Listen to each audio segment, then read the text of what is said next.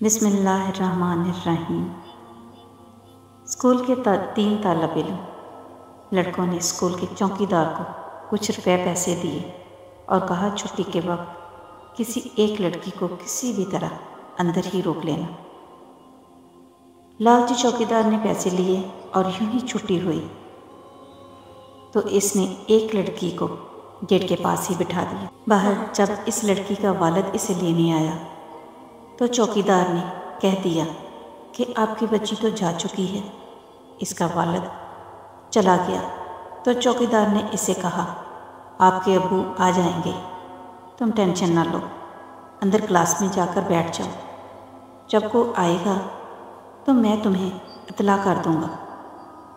لڑکی پریشانی کے عالم میں کلاس میں جا کر انتظار کرنے لگی تو چپکے سے چوکیدار نے کمرے کا دروازہ بند کر دیا۔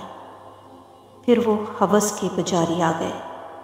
پھر ایک نے اندر جا کر زبردستی زیادتی کی، پھر دوسرے نے بھی کی، لیکن جب تیسرا لڑکا اس کمسن لڑکی کے سے اپنی پیاس بجھانے اندر داخل ہوا تو آگے اس بچی کو دیکھ کر اس کی سانسیں رک گئی اور پتھر کی طرح ساکت ہو گیا۔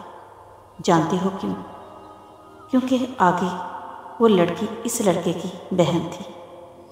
لڑکوں کی بہن بیٹیوں کو داغ کرنے والوں سنو، ایک دن تمہاری بہن بیٹیوں کے ساتھ بھی ویسا ہی ہوگا، کیونکہ یہ ایک قرض ہے جو چکانا ہی پڑتا ہے۔